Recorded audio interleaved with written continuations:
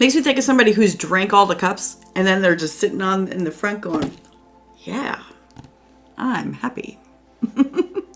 Of course you're happy because you're drunk. You're stupid happy right there, right?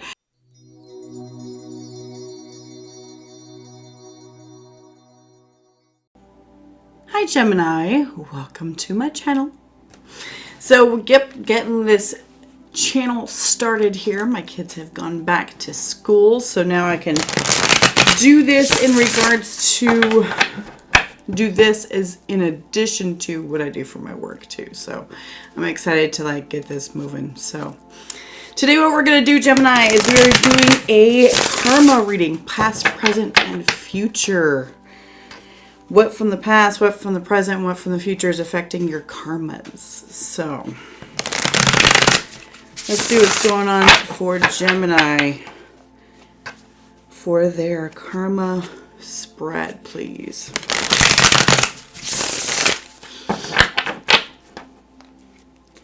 What's going on for Gemini? And that card just falls right out. Queen of Swords.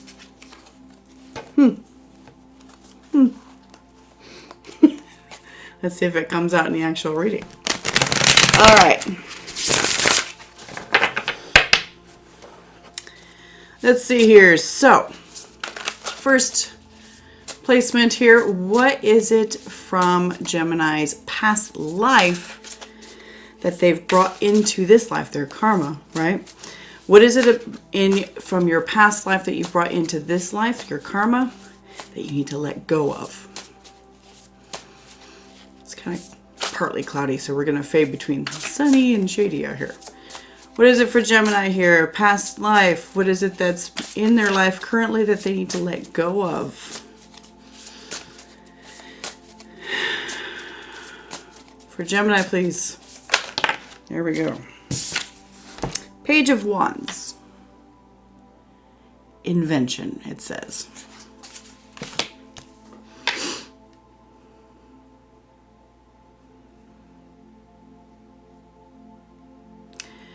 So,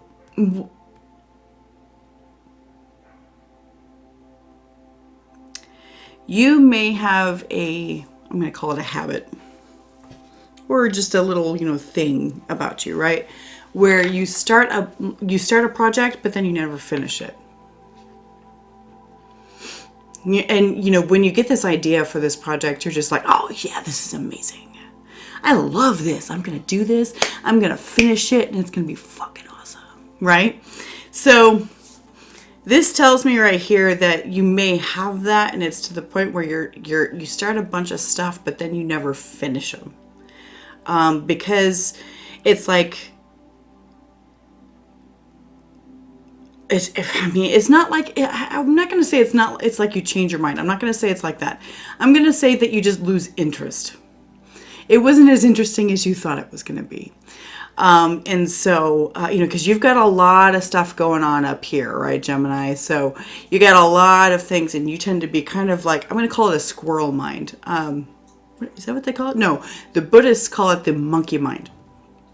And Geminis deal with that a lot. People with prominent Gemini placements. So very strong monkey mind. And so the thing is, you're like, yeah, that's amazing. And then while you're getting this project started, suddenly your brain's like, oh, but that one's shiny.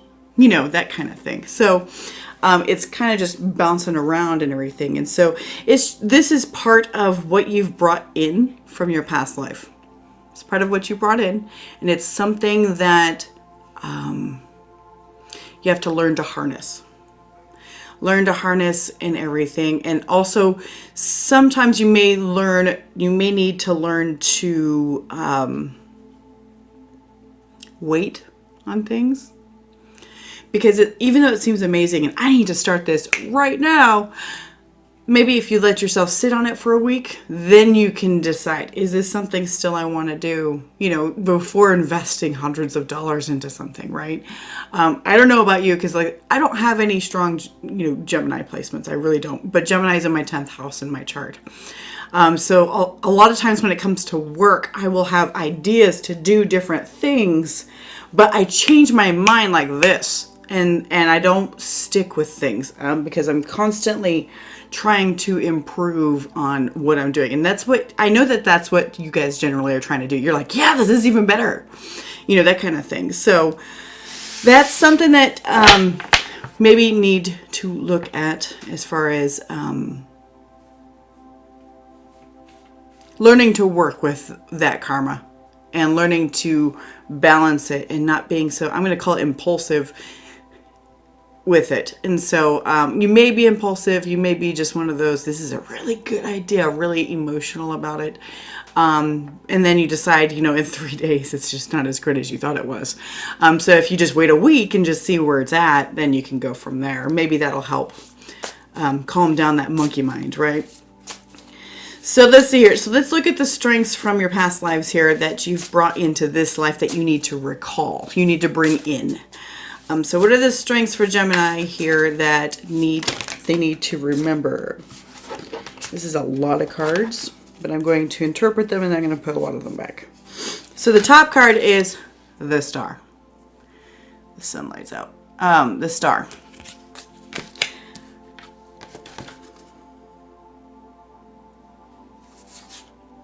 So the star, you know, talks about like being on your path, having your specific star path and knowing where you're going. Wishing upon a star, right? So wishing upon a star. So let's look at the star path. This implies that you have a good target that you are always going for. You have a goal. And it's I'm going to call it a long-term goal because stars are not close, right? You have a long-term goal.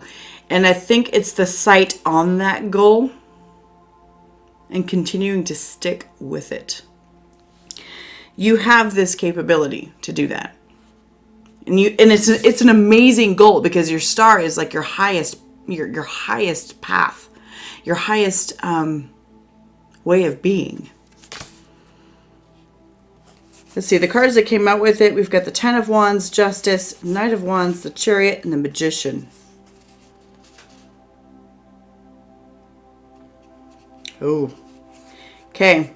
So, yeah, definitely. So you've got all kinds of tools at your beck and call to do this. You are very, very capable to focus on this star path, this star goal, right? To focus on your star. You're very, very capable. You have the tools with the Magician. You have the will, excuse me. I almost said wherewithal. You have the will with the Chariot. You have the will. And then you have the Knight of Wands, which shows you have the ambition and the drive to move forward. And you know that it's good for you with this Justice card. You know it's good for you. But it's hard with this Ten of Wands. It's hard. It's hard to stay focused on one thing. But what this is saying, Gemini, is that you can handle it. You can handle it. It is hard. You know, and so you're constantly generally, a lot of Geminis are about consistent and continuous improvement. In Japanese, it's kaizen. So it's continuous improvement is a thing for you guys. And it's like, you're like in this new journey for continuous improvement, I've got this star, you know, I've got my star that I'm going for and everything, but then it's like you keep changing the goalpost. You keep moving it. You keep moving it. You need to keep it where it's at. Achieve it and then set another one.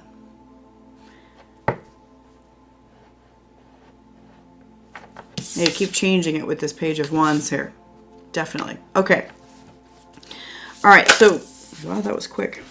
So the question was, is the past in this lifetime that's affecting your current situation, creating negative thought patterns or repeating patterns within your life that you need to let go of or understand deeper to understand how it's affecting you. We've got the Nine of Cups here. So, and we get the sun shining on it. Okay. Nine of Cups. Now, this is something from your past. This is something that happened, you know, as a child or early adulthood. I call this card my forced happiness card. Only because this card, you know, in your traditional Rider-Waite, it shows a dude sitting in front of a table and he's got all the cups lined up behind him. And when I look at that card, it makes me think of somebody. Oh, I got an itch in my nose. Excuse me. When I look at that card, it makes me think of somebody who. Excuse me. Makes me think of somebody who's drank all the cups and then they're just sitting on in the front going, "Yeah, I'm happy." Of course you're happy because you're drunk. You're stupid happy right there, right? So, so I call it my forced happiness. It's the blind happiness. Like I'm willfully avoiding all the negative shit and I'm just looking at the positive. So there's something that happened in the past. And now either I'm going to call it you gaslit yourself. To gaslight means to invalidate your reality. You either gaslit yourself and told yourself everything's fine, nothing's wrong, nothing's ever happened here. Or you straight up forgot about what happened in your childhood. A lot of times these people who have, they don't necessarily have bad childhoods. They don't necessarily have bad childhoods or anything like that, but they can have like emotional, and I'm going to call it emotional and mental abuse. We all have our issues from our childhood, right? Our parents are not perfect. They are human, right? So we go through our stuff. When you become a parent, if you're a parent, you probably recognize this, but when we become parents, it's like, okay, what am I going to put my kids in therapy for? Unintentionally. It's not like I want to. And so your parents don't either. Your parents didn't want to do this to you most of the time. I'm going to call that for most people who didn't have complete jerk parents. But there may have been a case where you had, that's my dog, sorry. She wants to be in here and be involved.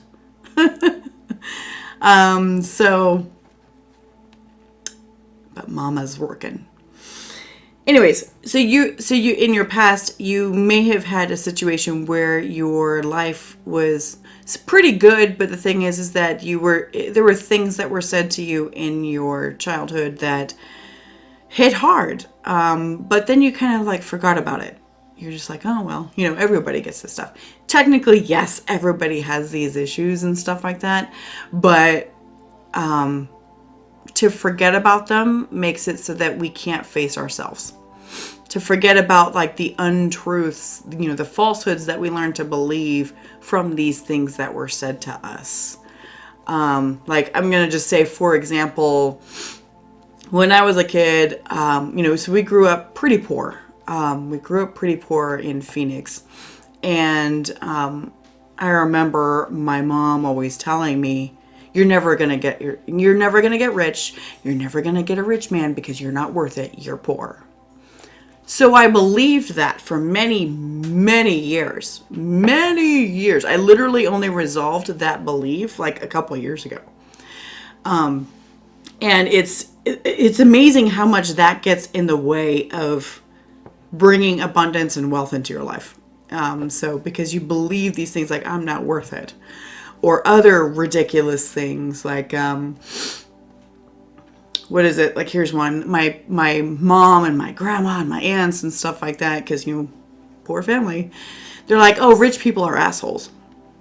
That's what they had always said.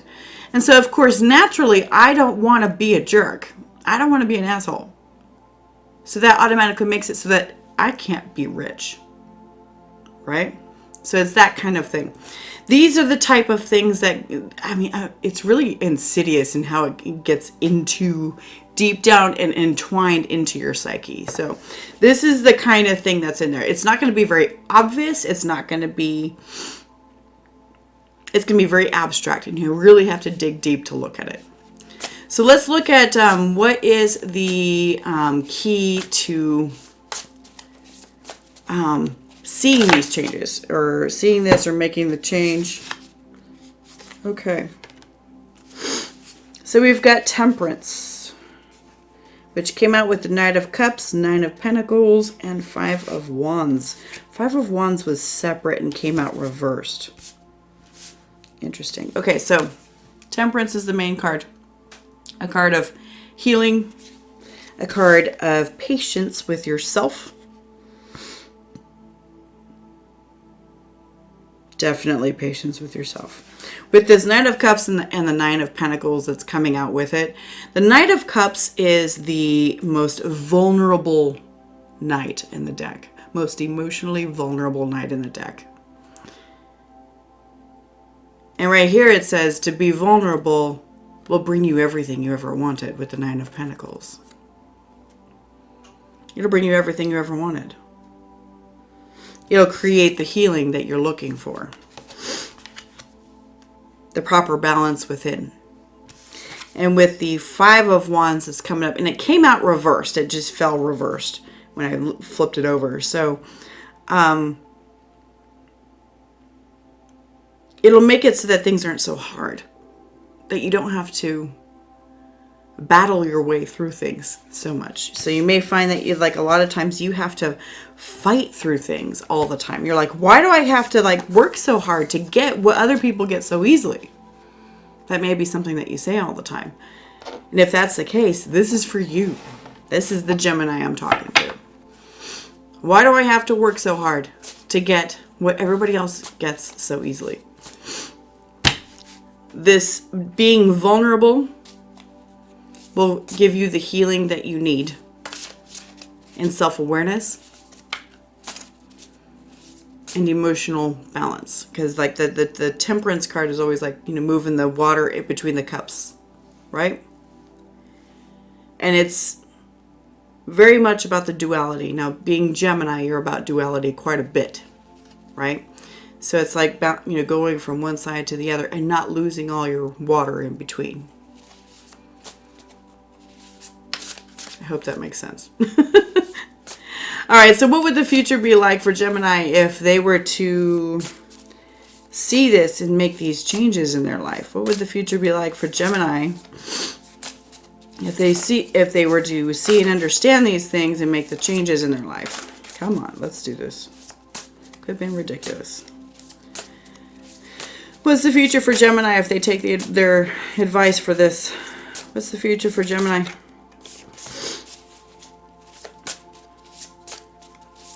It's a big deck. That's what she said. Anyways.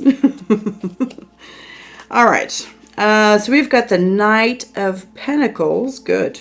Knight of Pentacles, Nine of Wands, Queen of Cups, and Five of Cups that have come out. So Knight of Pentacles.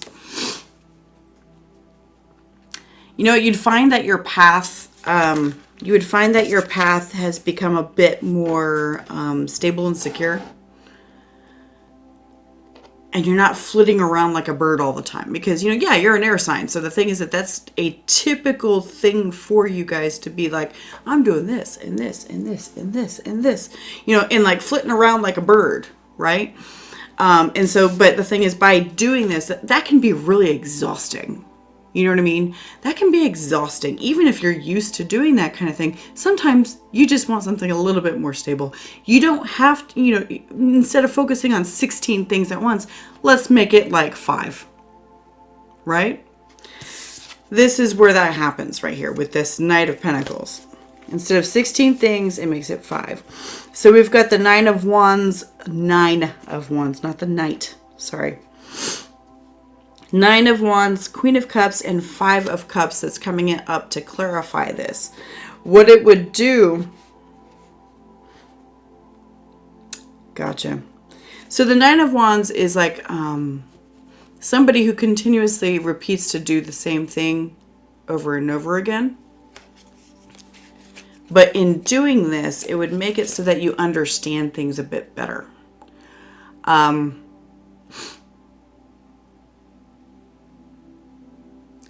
There may be, you may be the type of Gemini to start your process. Sorry, I'm trying to get over a cold from last week, but it's just hanging on. So you may be the type of Gemini to start a process and everything, start a new project, and realize, I don't know what the hell I'm doing. I don't know what I'm doing. And the thing is that because you don't know what you're doing, and you can't really find easy answers or somebody to help you out with it or something like that, you give up on it, right? This right here says that when you start to slow things down a bit and you're not focusing on so many things, you'll be doing it for longer and you'll learn to understand it. It makes me think of when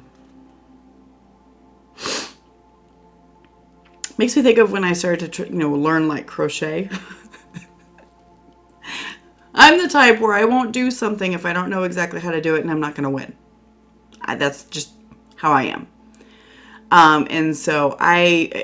But I wanted to learn crochet. I wanted to learn how to do something with some, with yarn. And I forced myself, eventually, it took me years, but I forced myself to finally get through one little project, one little baby project.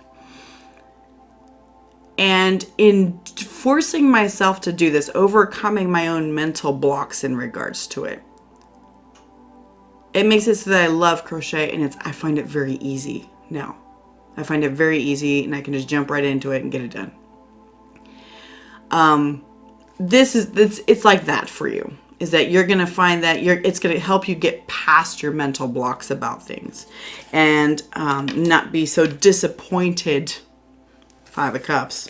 Not be so disappointed in how you've not finished it, how you can't seem to get things done, that kind of thing. So, all right. And so what is the positive thing that Gemini is going to bring forward into the next incarnation? What positive thing is Gemini going to bring forward into the next incarnation? We have 5 of Pentacles clarified by the 3 of Pentacles. Interesting.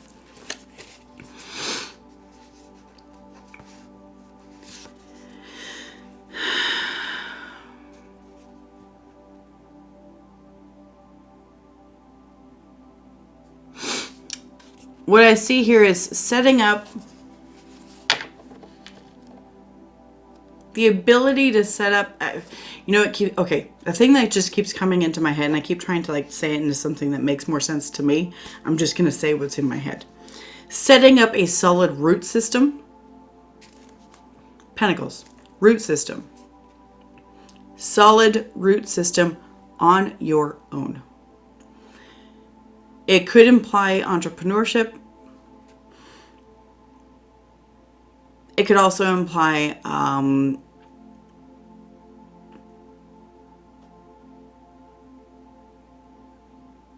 stability. Not depending on somebody else for your own stability. Yeah, doing this on your own and making it work with the 3 of Pentacles. It makes a really strong foundation. Setting up a strong foundation for what you are, your star path, right? With your star path. Who you are, what you are, and doing it on your own.